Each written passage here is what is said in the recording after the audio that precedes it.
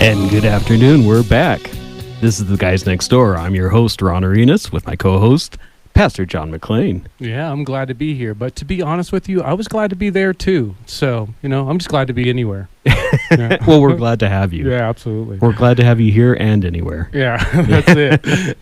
So this week, we are breaking all the rules. Yeah, I like breaking rules. Yeah, Absolutely. yeah. You remember when we were little and we had either a fort or a tree house and we had that handwritten sign that said no girls allowed? No girls allowed. Yeah. Well, it's kind of an unwritten rule here on our show. Not that we don't like girls, but, it's a guy show. We are the guys. Yeah, it's the guys next door. We sometimes, we make locker room jokes. Not really, but, we talk about guy stuff. We don't think that the girls would even care. Right, right. They do care, though. But they do care. Yeah. Yeah.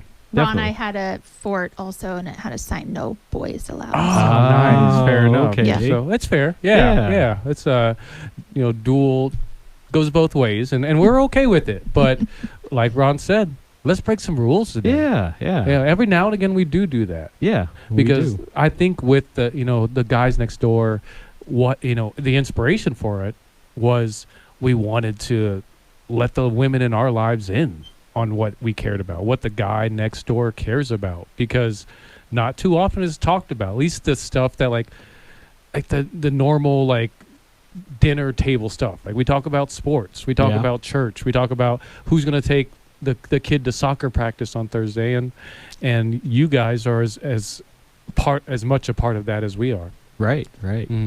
And they keep us grounded too. Yeah, and we usually regularly sharing those dad jokes, but I think you shared one recently about when you get a wife, you get what type of coach was it?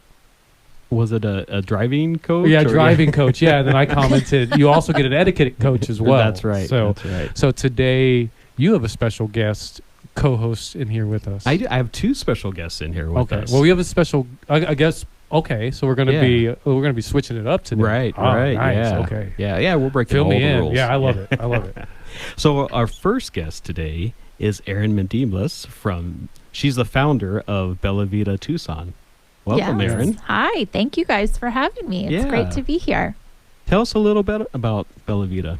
So Bella Vita Tucson was started in June of 2023, and it is what proceeded from my daughter going through an eating disorder. In January of December of 2022, we realized that she had lost a dramatic amount of weight. She lost 45 pounds in 3 months. Wow. Mm-hmm. And thank goodness for her pediatrician, who really was like, you have to do something. Right. And we found no help in Tucson, none at all. And the pediatrician was like, no, you're going to have to leave the state. So we flew her to Denver. We got her, it was a medical facility. She had a NG tube placed in her stomach, and she was refed and came back to life, really. And I tell her that all the time. Denver saved her life. Yeah. And then after 2.5, 3 months there, we went to UCSD, and it was an incredible place for us to be as a family. We had to move there because we were required to be there 10 to 12 hours a week. And so it's FBT, which is family-based therapy, and they really encourage the families to come and educate themselves and help and get help from them as well. So you're relearning all of your tendencies as a parent. So you need to be able to speak differently and know that saying, oh my gosh, just eat, or wow, you look great. Those are all things that a kid with an eating disorder, or really anyone with an eating disorder, does not want to hear because they have such body dysmorphia that it's not a compliment for them. She was diagnosed with anorexia nervosa and exercise bulimia. Well, if you don't mind for a second, let's hold up on that parenting piece, kind of like how they not only helped her, but they helped you and your husband, I'm sure, kind of in dealing with it, because as we were talking about before we started, I haven't seen you since you kind of took that on. And before you, I think right when you went to Denver or before you went to Denver, and since seeing you last, I can see a change in you. Oh. Like even the way you're speaking, your energy, your temperament, your tone, it's different. Yeah. And I think that's the other part, all of it. I mean, we had been dealing with it since October, no parent talks openly about their child having an eating disorder. It's Mhm. stigmatized in our Mhm. community, in any community, really, Or- because or it's a mental anything health wrong. disorder. Like just as parents, like we talk about, hey, my son made varsity, my son Mhm. ran track, ran a 13-second, blah, blah, blah. But none of us are saying my son almost got that girl pregnant, or Right, my daughter has an eating disorder, or, Right. But they will talk about if their child has type 1 diabetes or cancer, because Yeah. the community will rally behind them. Mhm. But with someone that has a mental health disorder, there's such a stigmatization on that nobody wants to talk about it. So Mhm. we were in a very lonely, very isolated experience watching our child die Mm. right before our eyes. She had to get medically cleared to get on the plane. Her blood pressure was so low, they didn't know if she would make it to Denver. And getting there, getting in the hotel, it was just a very hard experience when you have to walk into a place and know that in 25, 30 minutes, you're not going to see your kid. And we couldn't talk to her for 3 days. And that's part of the process. They need to be able to have the child go through a withdrawal, if you will, from the parents, Wow. because they're going to call and say, I hate it. Come get me out of here. And I've never cried as hard as I cried that day. The poor Right. Uber driver. this poor man came and picked me up, and I was hyperventilating, crying. And my husband said we couldn't keep her safe anymore. And so that was the reality. We could not keep Bella safe anymore. So we left. I left her there. And every weekend I flew back. Every single Friday I would leave Tucson and fly to Denver. And then I would return on Monday, and I would work Tuesday, Wednesday, Thursday at the L offices.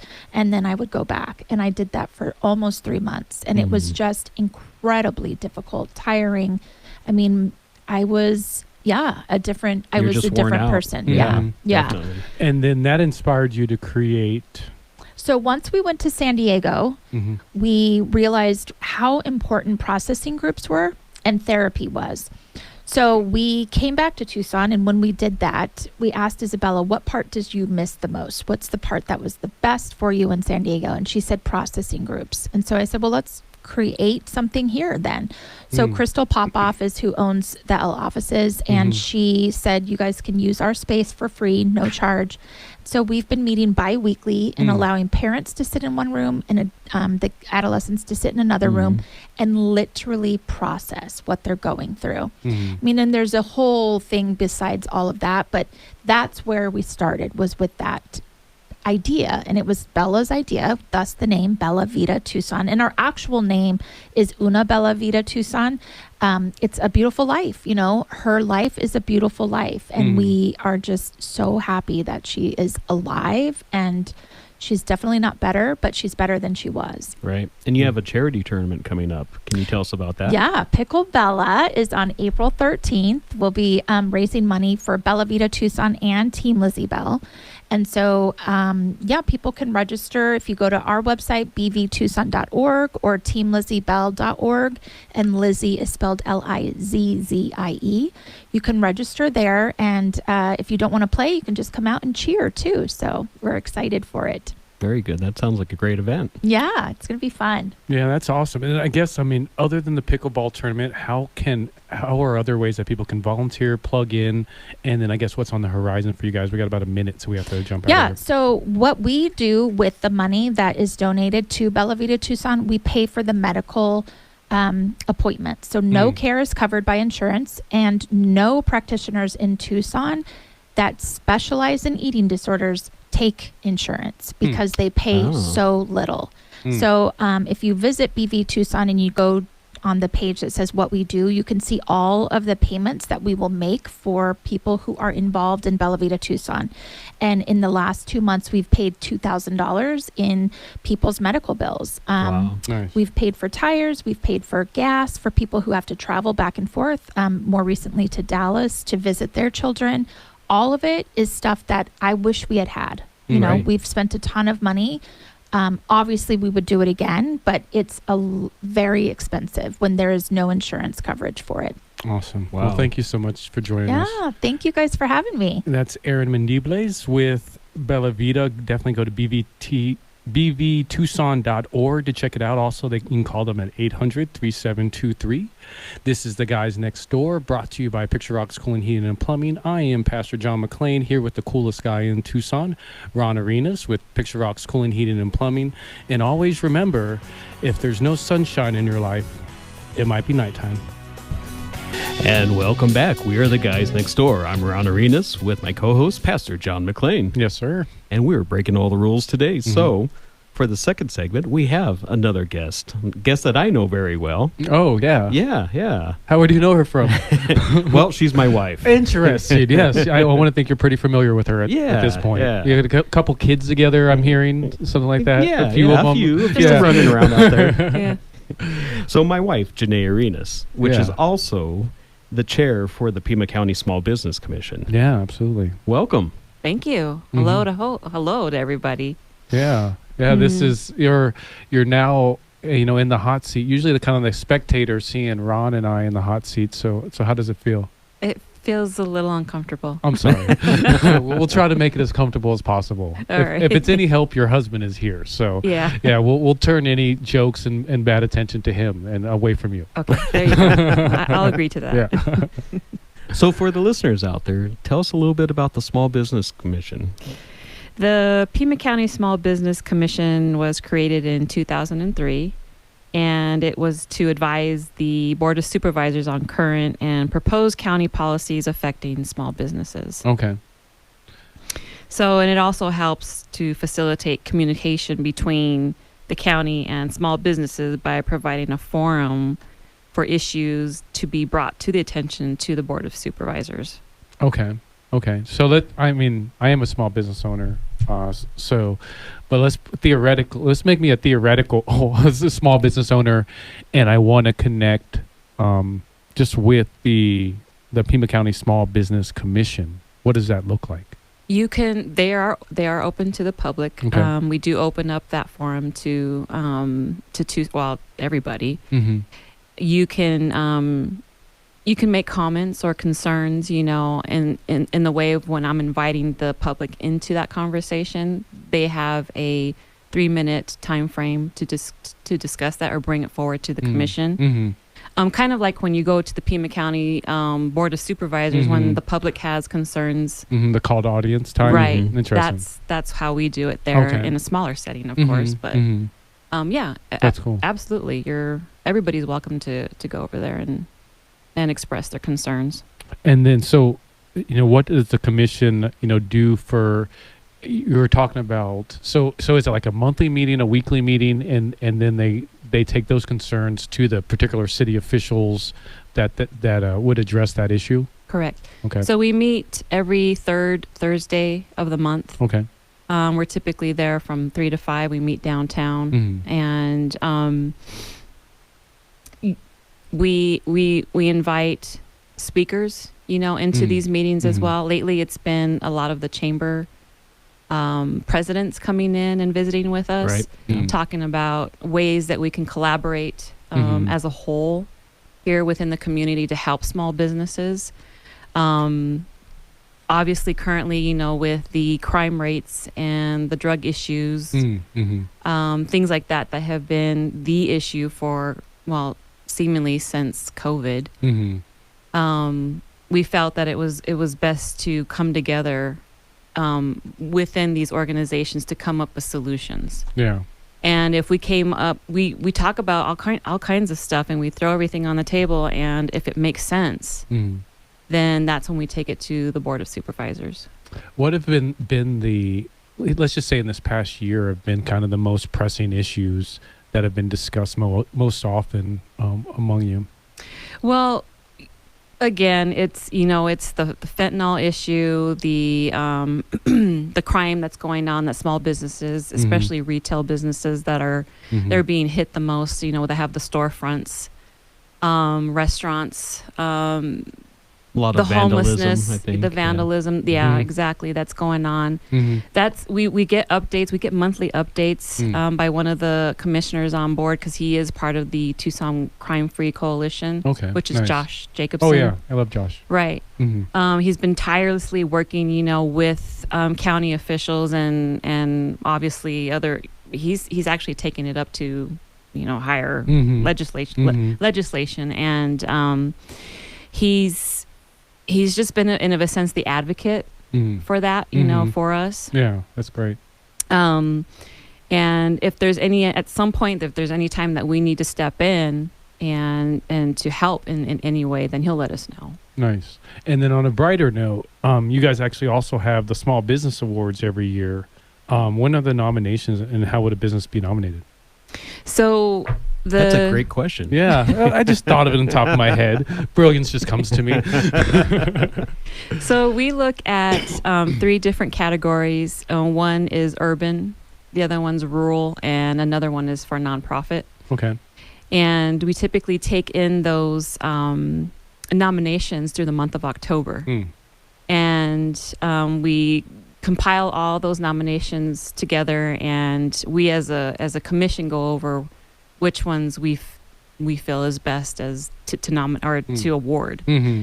And anytime in November and December when the Board of Supervisors has time for us to celebrate small businesses, then we join them in with their meetings and Nice. we award them the awards publicly. That's pretty cool. I think Yeah. I saw the pictures from that last year. It's yeah. fun. It's super fun That's to see small businesses thrive, Yeah.